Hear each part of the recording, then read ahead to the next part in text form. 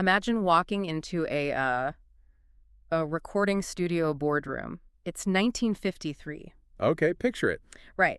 You're a teenage girl from Oklahoma, you're wearing this homemade spaghetti strap dress, and you are standing in front of the most powerful men in the music industry. The absolute titans of the era, yeah. Exactly. And they look you dead in the eye and say, girls don't sell records. Wow, just boom. Yeah, just a polite, firm door slammed right in your face. Yeah. And, most people would just go home. I mean, I would. I'd be devastated. Right. But the woman we're focusing on today didn't just walk away. Within just a few short years, she goes on to date Elvis Presley. She invents this vocal style so aggressive it literally scared music critics. Which is wild to think about. It is. Yeah. And she gets a song about nuclear bombs banned in the United States while it shoots to #1 in Japan. I mean, she laid the absolute undisputed foundation for female rock and roll. She really did. It's honestly one of the most incredible, whiplash stories in modern music. Wow. Because we tend to look back at musical history as this neat linear progression, right? Yeah. Sure, like point A to point B. Yeah, but the reality of the 1950s was incredibly rigid. It was basically the definition of polite society, trying to keep a lid on this boiling pot of cultural energy. Well, welcome to this deep dive into the life of Wanda Jackson, the undisputed queen of rockabilly. Because while so many of you listening can easily name the men of the 1950s rock explosion. The Elvises, the Johnny Cash. Exactly, the Jerry Lee Lewises. Today we are unpacking the story of a woman who defied every single polite expectation of her era. We're looking at a life that wasn't just about playing music, it was this masterclass in survival and constant reinvention. And just actively breaking down barriers. And I think what's crucial to understand right up front is that Wanda Jackson isn't just some historical footnote, or like an interesting piece of trivia. She's not just a sidekick. Not at all. Her life is a story of massive personal turning points and intense controversies that actively shape the DNA of the modern music you listen to today. So, okay, let's start at the foundation. Because to really understand how Wanda developed her sound, and especially that famous earth-shattering growl of hers, we first have to look at the restrictive box the industry tried to, lock her in. Oh, absolutely. She was born in Maud, Oklahoma, right? Only child, working-class family. That's right. Yeah, her dad was a gas station attendant, but he also played in a local band, so music was around. And during her childhood, the family actually moved to California to look for work. Okay, the classic migration. Yeah, and that geographical shift is musically vital. Because in California, this young Wanda gets exposed to Western swing. Oh, right. And for anyone who might not know, Western swing is essentially traditional country music, but it's played with this driving, heavy rhythm. And it has the horn sections of a jazz big band. So it's got a groove. Exactly. It's music meant for dancing. So Yep. that heavy rhythm, it gets into her head super early on. That makes perfect sense, especially considering where she goes later with rockabilly. But they eventually move back to Oklahoma, right? They do. And this is where you really start to see her sheer drive kick in. I mean, as a high schooler, she gets pressured to audition for a local radio contest on KLPR in Oklahoma City. Just a high school kid. Yeah. And she wins it. Then she enters a second contest and wins that one too. Almost overnight, she is handed her own 15-minute daily radio segment. That is insane. Think about that. You're a teenager just flying by the seat of your pants, singing live country songs on the air every single day. It's a ton of pressure. But also the ultimate exposure. And that radio show is exactly how she gets discovered in 1952. Hank Thompson, who is an established country singer, happens to hear her broadcast. Right. He tunes in and is just blown away. Completely blown away. Yeah. He invites her to sing with his band, and he immediately tries to get her signed to his label, which is Capitol Records. But here is where we hit that boardroom wall I mentioned at the beginning. The infamous boardroom wall. Yeah, Capitol producer Ken Nelson rejects her flat out. His exact words, "Girls don't sell records." Which sounds so crazy to us now. But to understand that rejection, we really have to look at the mechanics of the 1950s music business. Nelson wasn't necessarily being, maliciously sexist just to be cruel to her. Right, it was just a business model. Exactly. He was operating on these deeply ingrained assumptions of the 1953 market. The industry literally believed that men bought records to put in jukeboxes, and women bought sheet music to play at home. Oh, wow. So records were seen as a male product. Yes. Female singers were largely viewed as novelties, or if they were serious, they were expected to sing very polite, sweet gospel and country ballads. So the idea of a teenage girl selling dynamic, energetic records just didn't compute for a corporate executive. It wasn't in the spreadsheet. But for Wanda, the why behind his rejection didn't matter at all. It was just another hurdle to jump over. Yep, she didn't care. So Hank Thompson pivots and takes her to Paul Cohen at Decca Records. In 1954, while she's literally still in high school, Decca signs her. A high schooler with a record deal. I know, right? And they pair her up with this guy named Billy Gray to record a duet called You Can't Have My Love.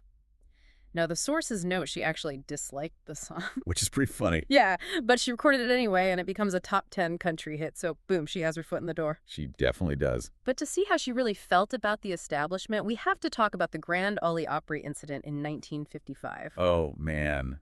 This is such a defining moment for her. Because the Grand Ole Opry was, without question, the absolute pinnacle of country music. Like, if you made it there, you had made it. Exactly. And Wanda shows up for her performance, and she's wearing a dress that her mother made for her.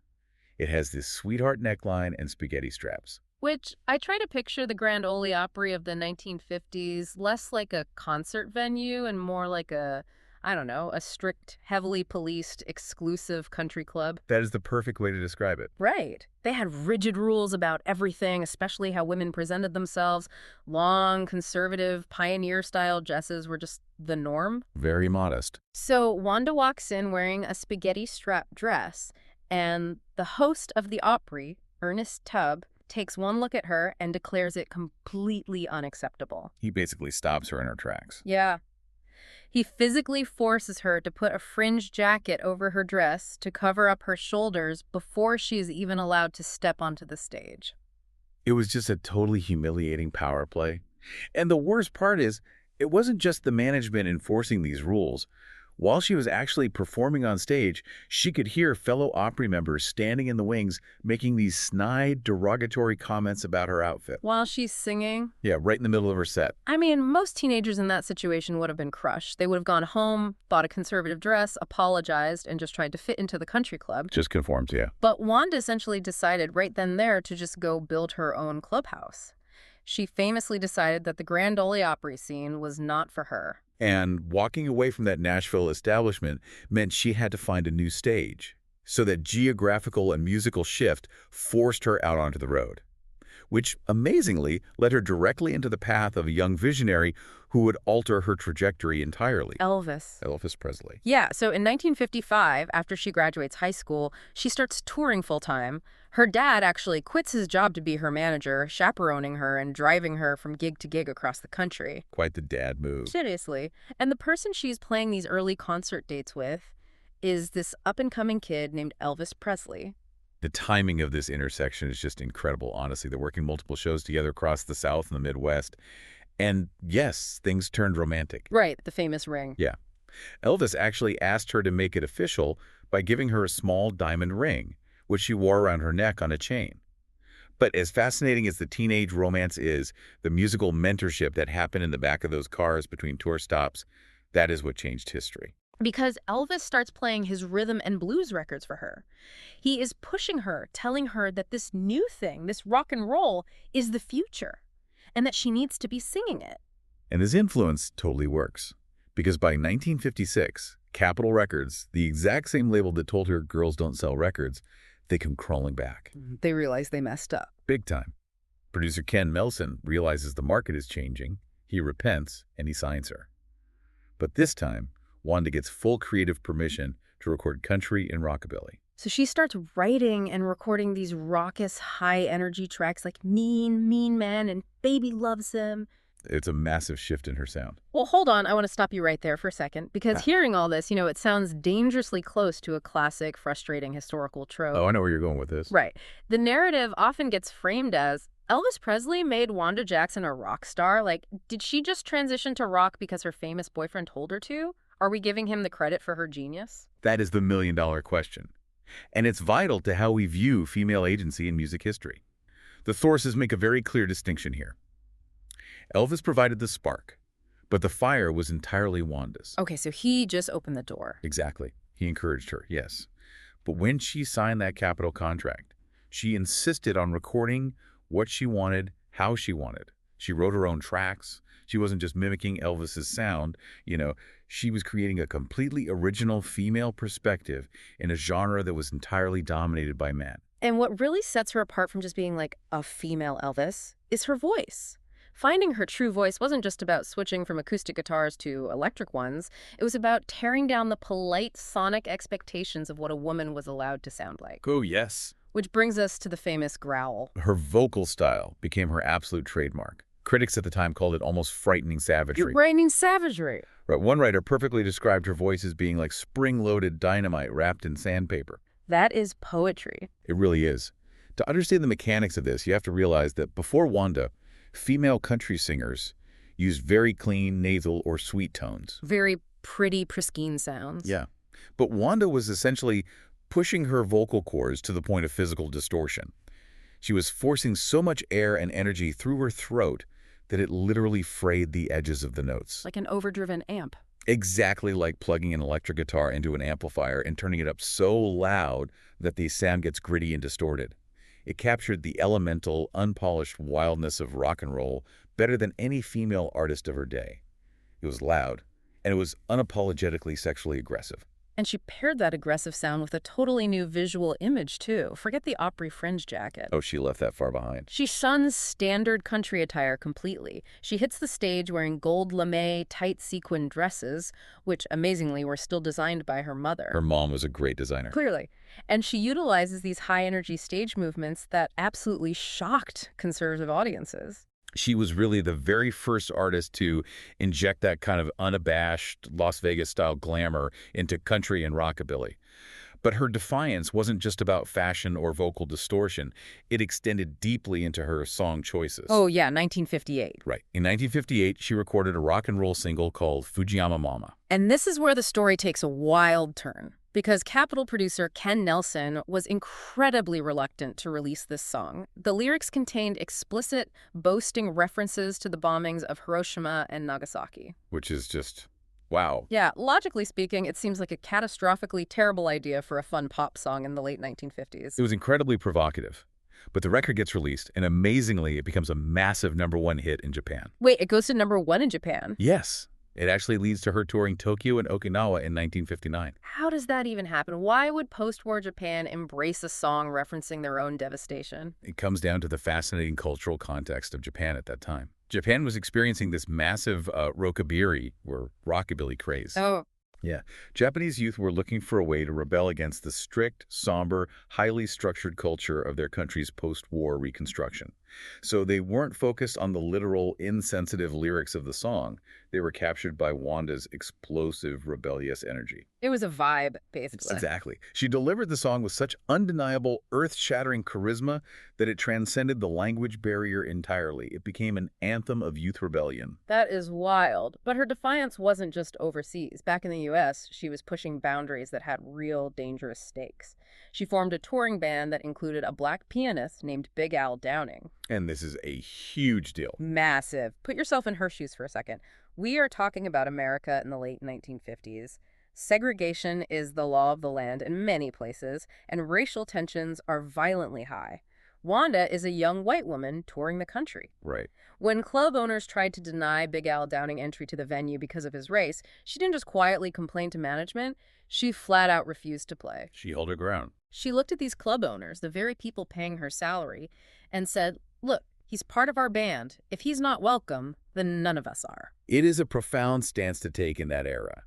She is risking her own paycheck, her career momentum, and frankly, her physical safety to demand equality for her bandmate. It proves that her rebellious image wasn't just some marketing tactic cooked up by a label. No, it was a core part of her character. Exactly. But, the music industry never stays still. By the 1960s, the landscape shifts dramatically. The British invasion hits bands like the Beatles and the Rolling Stones take over. And this brings in what was called the big beat. The big beat. And to understand why this hurt Wanda's career, we have to look at the musical mechanics again, right? Right. The big beat of the 60s relied on heavy electric bass guitars and massive prominent drum kits. So suddenly the acoustic rhythm guitars and upright, slapping stand-up basses of 1950s rockabilly sounded thin and old-fashioned to teenage ears. It just aged out overnight. Pretty much. Rockabilly lost its commercial favor almost instantly. Which forces Wanda into a massive career pivot. Capitol Records basically sits her down and says, look, we've invested in you, but your rock records aren't selling anymore. So they pressure her to go back to her roots in the country genre. And amazingly, she succeeds all over again. Right. She scores major top 10 country hits with songs like Right or Wrong and In the Middle of a Heartache. But the hustle didn't stop there. She also makes this bizarre but highly successful pivot to singing in foreign languages. Wait, really? Yeah. Capitol's German distributor realized that her specific vocal timbre translated incredibly well to the German pop market. That's so random. It is. So she applies to Cologne, hires a vocal coach to teach her the phonetics, and in 1965 she scores a massive #1 pop hit in Austria with a song called Santo Domingo. She ends up recording in German, Dutch, and Japanese. So on paper, she has survived the death of rockabilly. She's a country star, she's a pop star in Europe. She's even hosting her own syndicated television program called Music Village. It really looks like she won. But what is actually happening off camera during all of this? Off camera, the pressure cooker of this constant hustle was taking a devastating toll. Her personal life was unraveling. She had married a man named Wendell Goodman, who actually quit his secure job at IBM to become her full-time manager. Oh, working with a spouse. Yeah, and as the pressures of touring, pivoting genres, and maintaining her fame mounted, both of them developed a severe dependency on alcohol. And the sources note that this period got incredibly dark. Wendell became physically and verbally abusive. Wanda later admitted that despite having the money, the television show, and the fame, everything a person is supposed to want, she felt this persistent, agonizing sense of emptiness inside. We really need to pause and recognize the weight of that. She was trapped in a cycle of domestic abuse and addiction, while having to paste on a glamorous smile for the cameras every single day. Which brings us to the massive turning point of 1971. Wanda and Wendell attend a church service with their family, and they experience a profound, born-again religious awakening. As Wanda described it later, they got up off their knees and everything in their lives was different. They found sobriety, and they managed to save their marriage. It's an incredible turnaround. But I want to look at the psychological paradox here. You have a woman whose entire identity was built on wild, aggressive, sexually charged rock rebellion. Yet to find her personal freedom, her sobriety, and her physical safety, she has to turn to the strict, structured rules of religious devotion. It is a striking contrast. The very rebellion of rock and roll and the nightlife culture almost destroyed her. And the rigid structure of faith is what ultimately saved her. But that salvation came with a staggering professional cost. And it really did. Right, because Wanda and Wendell felt a moral calling to stop working in the nightclubs and bars that fueled their past addictions. The problem, those nightclub circuits accounted for 80% of her income. 80%. Oh. That is huge. But she walks away from it anyway. She decides she wants to sing gospel music. She goes to Ken Nelson at Capitol Records, the same guy who signed her twice before, and asks to record a gospel album. And he refuses to support it. Unbelievable. So Wanda leaves Capitol Records, her home for nearly 2 decades, and signs with Word Records to focus entirely on the gospel circuit. And unfortunately, the label situation gets incredibly messy from there. Word Records eventually gets bought out. Wanda gets completely pigeonholed strictly into gospel music.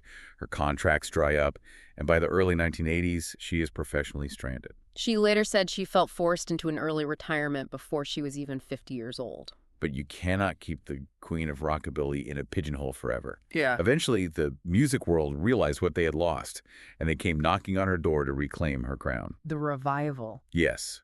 In the mid-1980s, a huge rockabilly revival sweeps across Europe. Swedish businessmen and overseas promoters are practically begging her to come over and tour. And what's interesting is how she processes this. She views this European demand through the lens of her faith. She and Wendell saw it as an opportunity to take their testimony into secular places that really needed to hear it. But musically, she was completely out of practice. I mean, when she arrived in Europe, she was met with hundreds of requests for her 1950s rock records. Oh, no. She hadn't played that music in decades. She literally had to sit down and relearn the lyrics to her own songs, like Mean, Mean Man, just to satisfy the crowds. That is hilarious and awesome. Then, in the 1990s, that revival crosses over the Atlantic to the U.S. A country artist named Rosie Flores reaches out to Wanda. She invites her over, plays her old rockabilly records for her, and explains that there is a massive, young, alternative fan base waiting for her in America. A whole new audience. They end up going on a 5-week North American tour together. And picture this.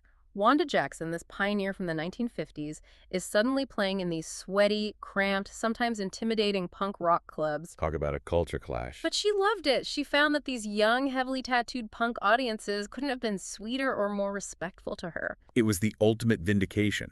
She was finally being recognized by a new generation of musicians, not as a novelty, but as a foundational architect of the genre. I mean, Elvis Costello writes a passionate letter advocating for her legacy.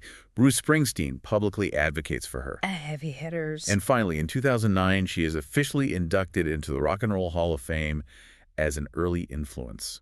Looking at her revival in the 2000s, it feels like someone walking into a dusty garage, pulling a tarp off a classic 1958 muscle car that had been parked for decades, turning the key, and realizing the engine roars just as loud as it did 50 years ago.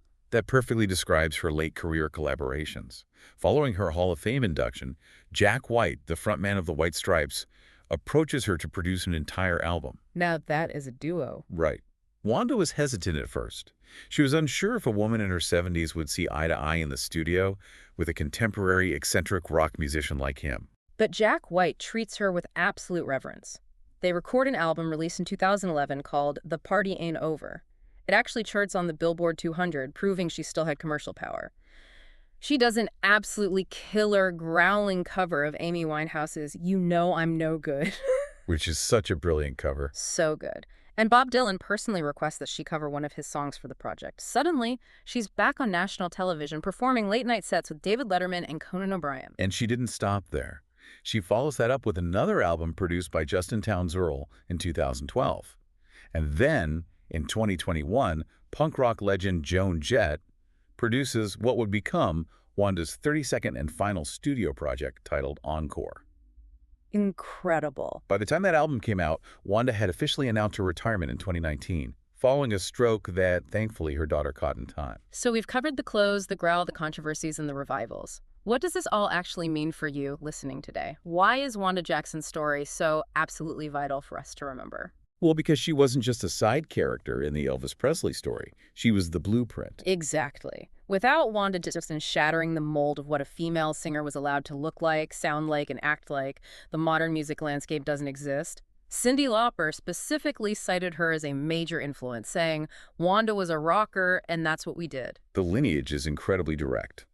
Adele has stated on the record that a Wanda Jackson greatest hits package heavily influenced the vocal styling of her massive debut album 19. Oh, I didn't know that. Yeah. Elle King names her as a direct inspiration too. Wanda Jackson proved that a woman could hold her own on a stage full of men, demand racial equality for her bandmates, write her own heavy-hitting tracks, and completely refuse to be confined to one single genre.